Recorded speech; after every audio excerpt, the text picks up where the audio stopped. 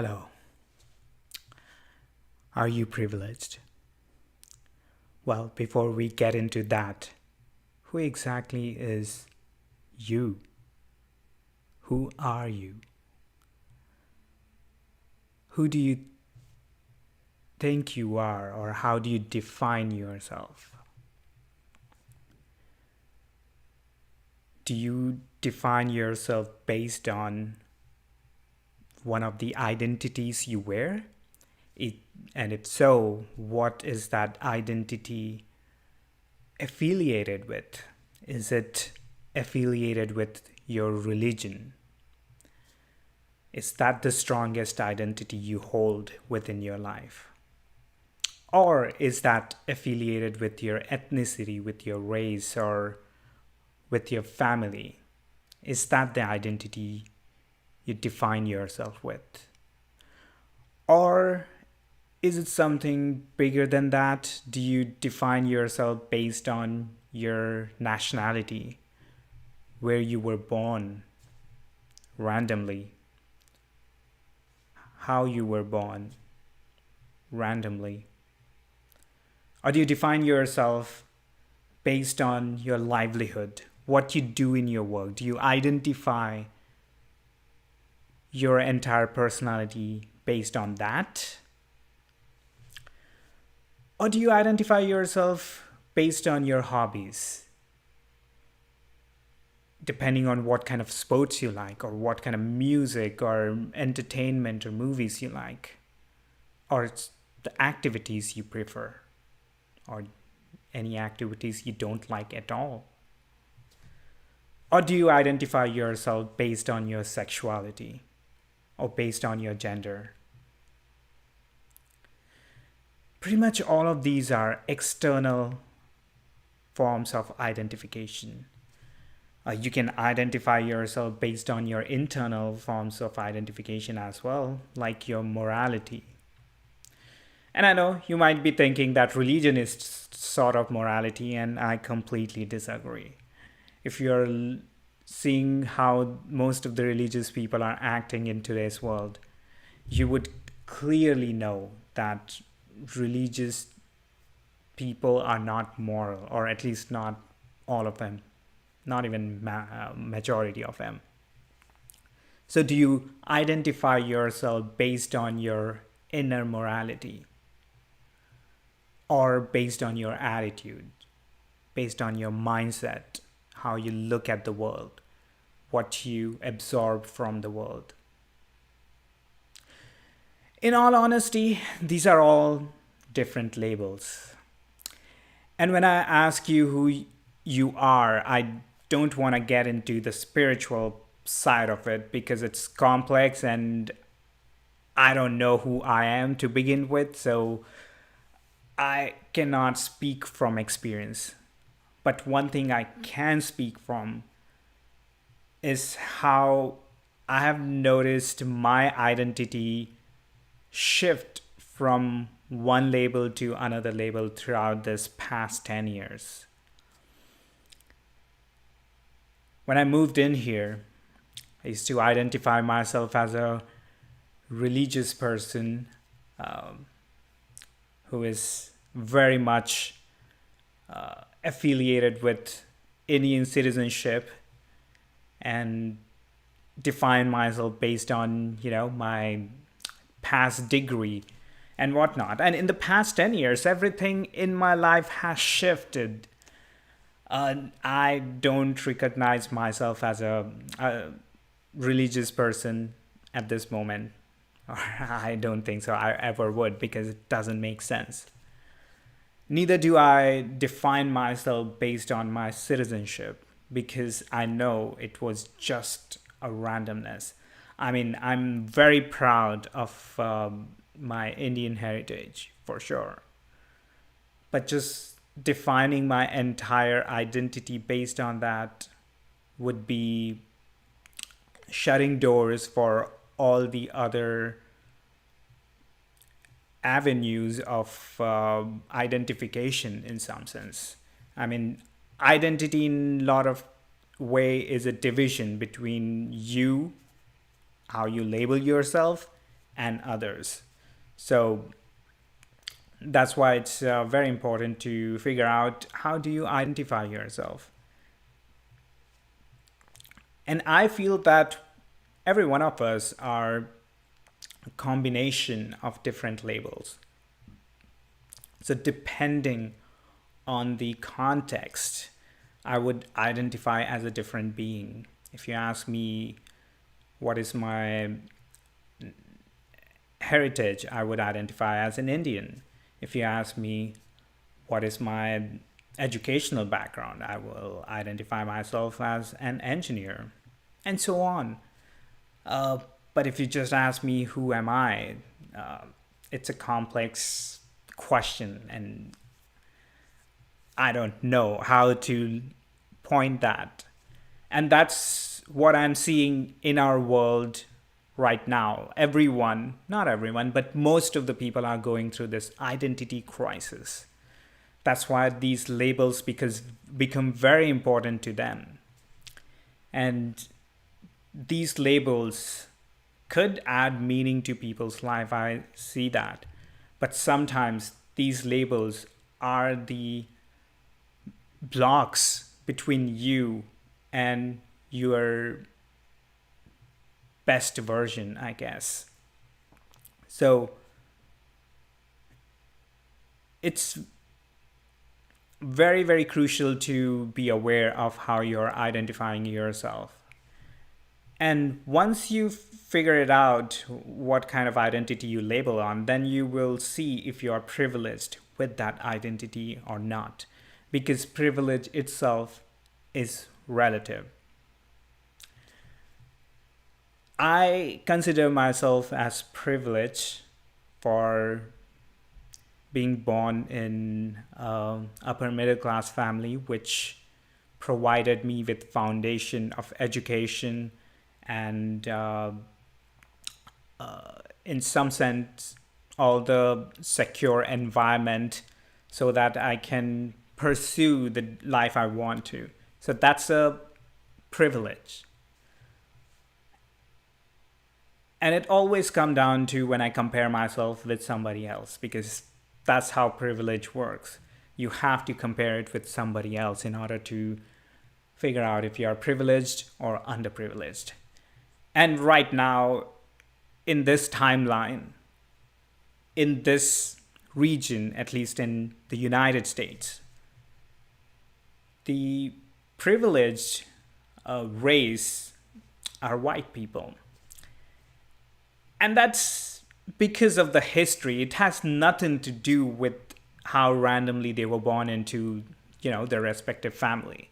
And likewise, all the non-white people, brown or black people, they were randomly born into different families. So the privilege, which are superficial because of the exterior features, are in a lot of way historical. It shouldn't hold any value in today's era, but we still have a lot of remnants from the past. So, here we are. But there is other kind of privilege as well, the privilege which you earn within your life. So regardless of where you started, uh, well, not regardless, but depending on from where you started, you will have different tools which you can use and different opportunities which you can pursue and rise up to different level in your life. And that's the earned privilege. So, in 10 years, I'll become a millionaire, and that would be an earned privilege. If I were born into a rich family, then that's not an earned privilege. That would be, my circumstantial privilege. But now, with my mindset, with my attitude, with my moral compass, whatever progress I make in my life, that's my earned privilege. And at the same time, privilege or underprivilege, the one thing which is very, very important, is to be not be ashamed of who you are or who you're born as. Because, first of all, you can't change that. And, a lot of people try to change their body morphia and they get into all kind of issues. But regardless of that, you still have control over some aspects of your body, of your life. If you are overweight, then you have complete control to change that. If you have committed something which you're not proud of in your past, you have complete control to change that.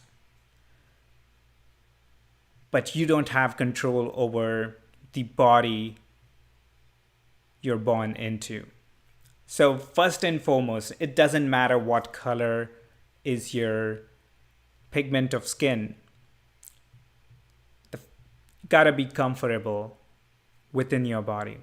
And yeah, sure, still acknowledge all the shortcomings if you have to. I mean, everyone has some or the other genetical issues. But the foremost thing is to be comfortable in your body itself. And that means working on your internal insecurities. And then you will be at a powerful place when you won't be guilty or ashamed of who you're born as. And you will be pretty much powerful of who you are. And that takes me to a different conversation of if you realize that you are privileged in the societal context. If you are privileged in the societal context, then, well, you are advantageous. You have advantages which you can use and progress in the society. So that's good for you. The core important part is to not misusing those advantages. You're already privileged. So the better thing to do with that privilege is to actually use that privilege to stand with underprivileged. And when I say stand with underprivileged, you don't have to fight for somebody else, for somebody else's privilege. You have to stand with underprivileged. And that's the moral compass it comes down to. And I get it. A lot of people are going through their own internal shifts in their morality, in their mindset. And on top of that, with everything we are bombarded with this reality, it's very hard to kind of take a stand. And in that case, the most important part, personally speaking, is to play your part. You don't have to go out and take a stand in every situation, but you can play that part in your personal life. At the very least, if you cannot be part of a solution, don't be a part of problem. And some of the reasons why I'm saying all of this is because I was watching, some of the videos from protest, which turned into riots, or at least some of them. So these riots are predominantly caused by youngsters, and in most of the videos I've seen, by white youngsters. So then the question is,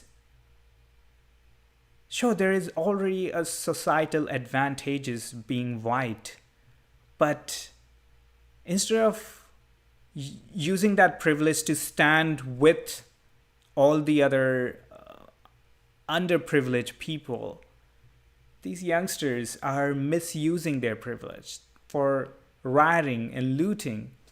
And this will only add more division, and this will only make the crisis worse. And there are no good solutions,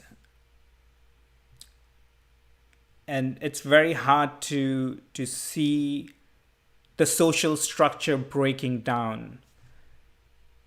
Again, I'm privileged that I live in a community where I'm not impacted directly.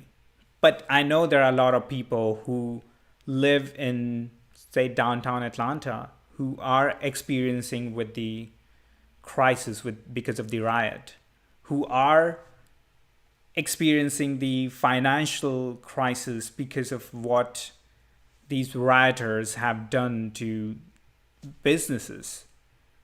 So I acknowledge my privilege,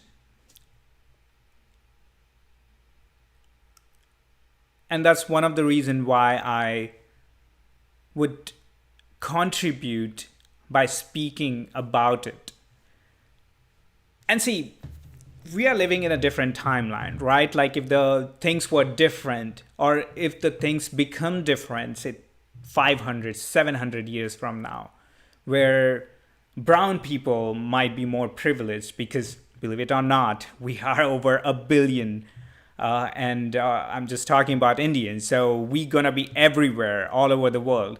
So 700 years from now, there is a good chances that the world will be more brownified, and brown people will be privileged at that point. And I hope by then we all will be about this racism and superficial divisions. But if we are not, and if the brown people at that time misuse their privilege, this message is still applicable for them. So it's not about a particular race, gender, sexual orientation, or a religion, or a citizenship. It is applicable for everyone if you choose to ponder over it, that is. But that being said, like coming back to the whole identity part of it, I was just thinking about how we identify ourselves based on our environment, and as well as based on how we feel in the moment. And that's where you see the emergence of this personality test. People label themselves as introvert or extrovert, or outgoing, or solitude seeking, foodie or non-foodie, or you name it, right? These are all labels. And recently I was diving into the Ayurvedic definitions of identification. And Ayurveda is the ancient Indian medicine, and Ayurveda had a lot of information based on actual research. I don't know the current state and form, but I'm inclined to believe that there are still a lot of informative knowledge in the Ayurvedic text. But according to Ayurveda, we all are combination of different elements, the natural elements, which are earth, fire, air, water, and ether. And our personalities are forged because of three elements, which are earth, fire, and air. Because all of our bodies have water and also the other elements as well. But we are all born with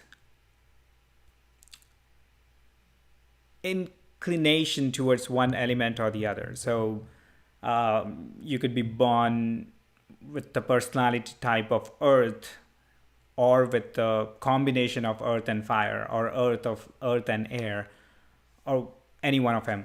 And it's fascinating how they kind of break it down, and how they created a lifestyle depending on the type of body you have. So I just want to leave it out there, because we have just changed how we label our personalities in the past few decades based on our psychology. But there is more to our psychology because our psychology is directly connected with our bodies, and our bodies are impacted because of the environment, because of the food we consume. So I personally believe that there is something to it about how you can actually see you're inclined towards one element among these five elements, and you can actually work it out and figure out which element you need to add within your system so that you can balance out all of these elements. And maybe that's the real answer. Who are you? You are balance of all the label. That is, if you can balance everything, because you're part of everything. All right. With that note, I'm gonna meditate for the next hour using Vipassana and a few other techniques. And in order to do that, I will set an alarm, and also I have to turn on the noises in the room, so I'll be back in a quick minute.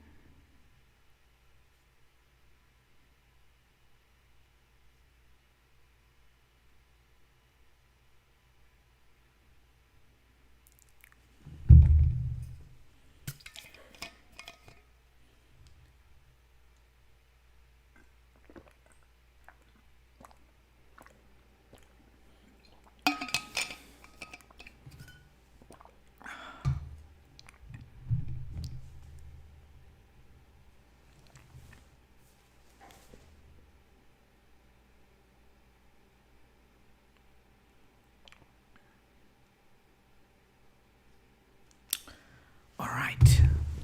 I will see you in an hour.